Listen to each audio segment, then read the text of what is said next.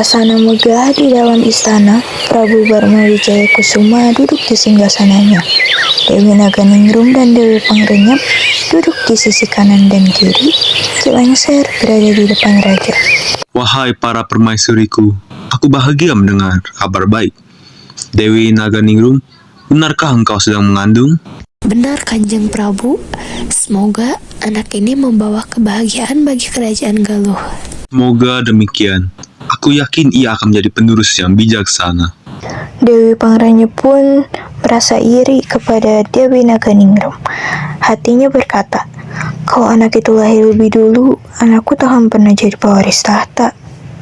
Raja pun tersenyum bahagia, tak menyadari pandangan iri Dewi Pangrenyep. Beberapa bulan kemudian, Dewi Naganingrum pun melahirkan seorang bayi laki-laki yang tampan. Ki Lengser datang membawa kabar ke raja. Baginda, Dewi Naganingrum telah melahirkan seorang bayi laki-laki yang sehat dan tampan. Syukurlah, Galuh akan punya pewaris tahta. Dewi Pangrenyep pun tampak gusar, lalu memanggil Ki Lengser diam-diam. Ki Lengser, aku punya perintah penting. Ambil bayi itu dan buang jauh ke sungai.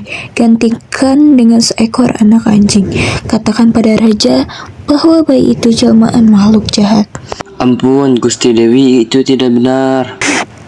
Lakukan, jika tidak, aku akan menuduhmu berkhianat. Ki Lengser pun terpaksa menurutinya. Ia membawa bayi itu keluar istana dengan sedih. Suasana tenang di pedesaan. Aki dan Nini Balantrang sedang mencuci di sungai, lalu menemukan bungkusan. Aki, lihat itu. Ada bungkusan hanyut di air. Astaga, isinya bayi. Bayi laki-laki ini nih. Kasihan sekali.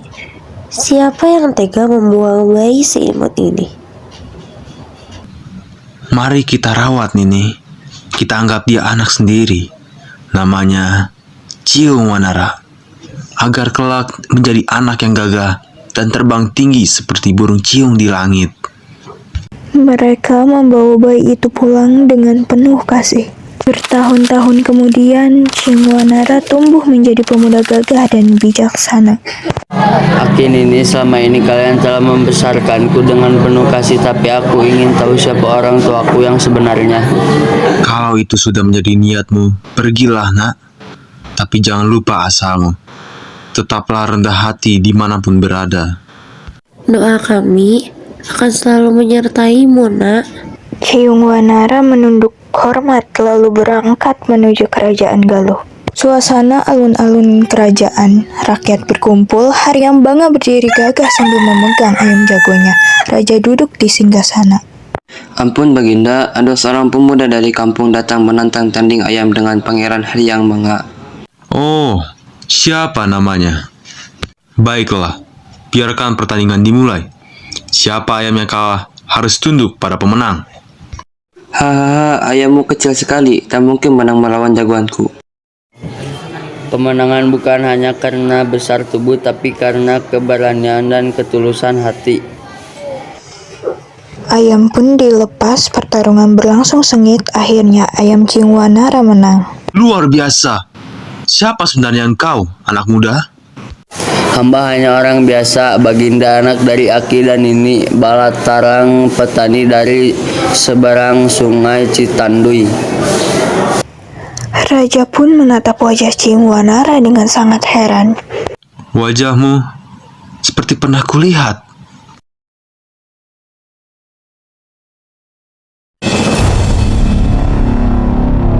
Ampun Baginda, bertahun-tahun lalu hamba diperintah Dewi Pangrenyep untuk menukar bayi Dewi Naganingrum dengan anak anjing. Bayi itu hamba hanyutkan di sungai, dan inilah dia sekarang, Ciung Wanara. Astaga, berarti engkaulah putraku yang hilang. Ampunilah ayahmu nak. Anakku, akhirnya kita dipertemukan kembali.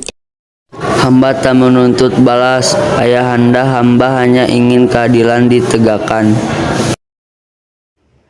Ampun Baginda, hamba menyesal.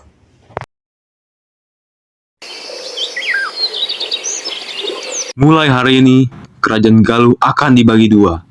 Bagian timur diperintah oleh Ciung Wanara, bagian barat diperintah oleh Haryang Banga. Kalian berdua tetap bersaudara. Jagalah perdamaian di Tanah Galuh. Kakanda Ciung Wanara, maafkan kesalahan ibuku. Aku tak pernah tahu kebenaran ini. Tidak apa adikku, kita mulai lembaran baru sebagai saudara dan pemimpin yang adil. Rakyat pun bersorak, musik lembut mengiringi penutupan, semua menunduk hormat kepada raja.